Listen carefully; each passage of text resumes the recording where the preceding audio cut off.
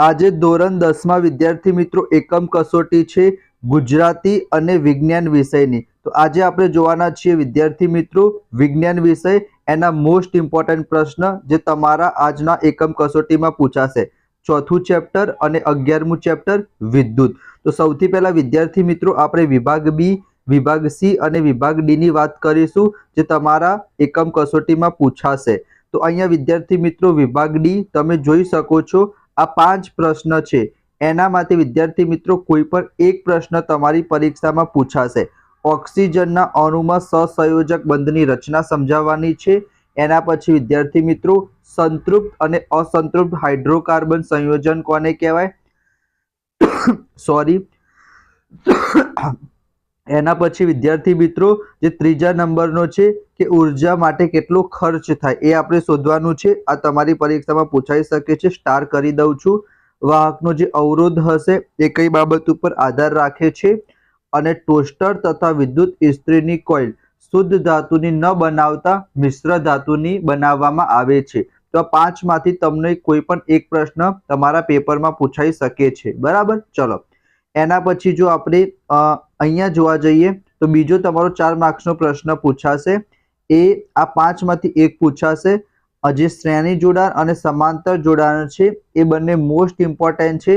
એ બંનેમાંથી કોઈ પણ એક પ્રશ્ન મને લાગે છે તમારી પરીક્ષામાં પૂછવાના સૌથી વધારે ચાન્સીસ છે। તો આ બે પ્રશ્ન તમે સરસ રીતના કરી દેજો, બરાબર। આ તો વિભાગ ડી ની વાત થઈ ગઈ। ટોટલ 2 પ્રશ્ન પૂછાશે વિભાગ ડી માં, એ મેં તમને કહી દીધું।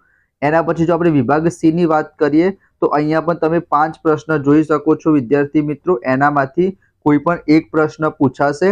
અહીંયા તમને કીધું છે એસ્ટરીકરણની પ્રક્રિયા, એના પછી ઓહમનો નિયમ છે, દહનની પ્રક્રિયા છે અને ઇથેનનું ઇલેક્ટ્રોન બિંદુ નિરૂપણ છે અને 5મા ચેપ્ટરનો એક દાખલો છે એ મને નથી લાગતું પૂછાય। આ 1 થી 4 માંથી એક તમારી પરીક્ષામાં પૂછાઈ શકે છે।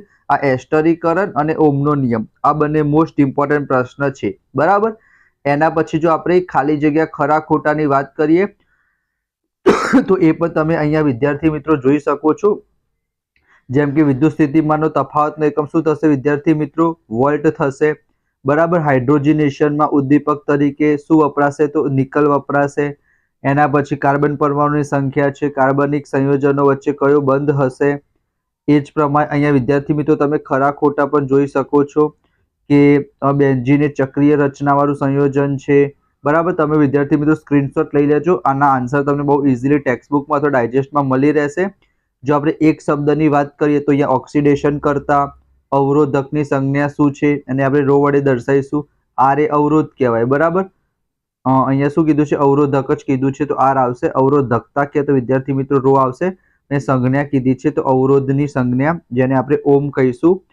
એના પછી વિદ્યાર્થી મિત્રો H2S હાઇડ્રોજન સલ્ફાઇડ એનું ઇલેક્ટ્રોન બિંદુ રચના દોરવાની છે, બરાબર। અહીંયા તમે જોઈ શકો છો આ શું છે વિદ્યાર્થી મિત્રો? સ્વિચ છે।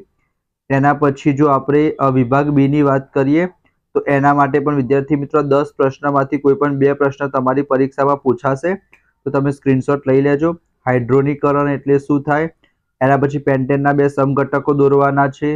ઇથેનોલનું ઇથેનોઇક એસિડમાં રૂપાંતરણ શા માટે ઓક્સિડેશન પ્રક્રિયા કહેવાય? ઇથેનોલમાંથી ઇથિન આપણે કઈ રીતના બનાવીશું? અને એક દાખલો છે વિદ્યાર્થી મિત્રો શ્રેણીમાં જોડાયેલા હોય। એના પછી તમે શા માટે બલ્બનું ફિલામેન્ટ ઊંચું ગલનબિંદુ ધરાવે છે? એના પછી તમે 9મું અને 10મું પણ જોઈ શકો છો। તમે વિદ્યાર્થી મિત્રો સ્ક્રીનશોટ લઈ લો। આ બધા જ આન્સર વિદ્યાર્થી મિત્રો તમે ડાયજેસ્ટમાં બહુ ઇઝીલી મળી રહેશે। તમે કોઈ પણ સ્કૂલમાં ભણતા હશો ગુજરાતની, આનામાંથી જ તમારું એકમ કસોટીનું પેપર આવશે। વિદ્યુત પ્રવાહના માપન માટે એમીટર વપરાશે, બરાબર। અહીંયા તમે જોઈ શકો છો તારને ખેંચીને લંબાઈ બમણી કરીશું તો અવરોધકતામાં શું ફેરફાર થશે? આ પણ ચોપડીનું ઉદાહરણ જ છે। અવરોધકતા કયા પરિબળ ઉપર આધાર રાખે છે? લંબાઈ, ક્ષેત્રફળ, કદ, દ્રવ્ય, એ તમે જોઈ શકો છો। એના પછી 3 ગણી કરીશું લંબાઈ તો અવરોધકતા કેટલા ગણી થશે? એના પછી અહીંયા તમે ક્રિયાશીલ સમૂહ કયો છે? કીટોન છે। આનું IUPAC નામ તમારે કહેવાનું છે। આનું બંધારણીય સૂત્ર જણાવવાનું છે। આ પેન્ટેનનું આણ્વિય સૂત્ર છે તો એમાં કેટલા બંધ હશે એ તમારે જણાવવાનું છે।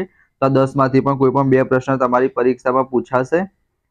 એના પછી અહીંયા પણ તમે આનો સ્ક્રીનશોટ લઈ લો। આ બધામાંથી કોઈ પણ 2 પ્રશ્ન તમારી પરીક્ષામાં પૂછાશે કે આપણે ઘર વપરાશમાં શ્રેણીના સ્થાને સમાંતર જોડાણ કેમ રાખવામાં આવે છે? મોસ્ટ ઇમ્પોર્ટન્ટ પ્રશ્ન છે। ઉષ્માનો દર તમારી પરીક્ષામાં પૂછાય, બરાબર. આ 6 નંબરનો પ્રશ્ન તો સેમ જ છે. એના પછી ટંગસ્ટનનો કેમ ઉપયોગ થાય છે, 5મા નંબરનો પ્રશ્ન. એના પછી પ્રોપેનોલમાંથી પ્રોપેનોઇક એસિડ કઈ રીતના બનાવીશું, ઇથેનોલ ઇથેનોઇક એસિડમાં રૂપાંતરણ એ ઓક્સિડેશન પ્રક્રિયા આગળ આવી ગયું વિદ્યાર્થી મિત્રો. આનામાંથી કોઈ પણ 2 પ્રશ્ન પૂછાશે અને આના તમે સ્ક્રીનશોટ લઈ લો, બરાબર. આલ્કોહોલમાં કયો ક્રિયાશીલ સમૂહ હશે, OH હશે 15માં, બરાબર. કુલમ પર સેકન્ડ કઈ ભૌતિક રાશિ ધરાવે છે, C2H6 નું IUPAC નામ. અવરોધકતા વાળો ક્વેશ્ચન પણ આવી ગયો, અમુક ક્વેશ્ચન તો રિપીટ થયા છે. આલ્કીનનું સામાન્ય સૂત્ર, પછી ઇથેન પછીનો ક્રમિક સભ્ય કયો થશે, તો મિથેન ઇથેન પ્રોપેન થશે. દ્વિબંધ ત્રિબંધ ધરાવતો હોય તો સંતૃપ્ત કહેવાય, ના કહેવાય, અસંતૃપ્ત કહેવાય. એના પછી તમને અહીંયા સમાંતરમાં કીધું છે, તો સમાંતરનું સૂત્ર તમને ખબર હશે. પ્રોપીનનું બંધારણ સૂત્ર તમારે જણાવવાનું છે, બરાબર. તો અહીંયા વિદ્યાર્થી મિત્રો આ તમારું વિભાગ ABCD ઓલમોસ્ટ આપણે બધું કવર કરાવી દીધું.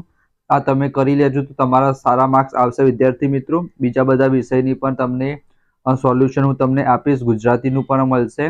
અને તમારી જે હવે પ્રી બોર્ડની પરીક્ષા આવશે એના માટે પણ આપણે ઘણા બધા વિડીયો બનાવ્યા છે વિદ્યાર્થી મિત્રો. તો ફટાફટ ચેનલને સબસ્ક્રાઇબ કરી દેજો પ્રથમ વખત આવ્યા હોય તો. મળીશું નેક્સ્ટ વિડીયોમાં. ત્યાં સુધી જય Shri Krishna, Radhe Krishna. Thank you so much.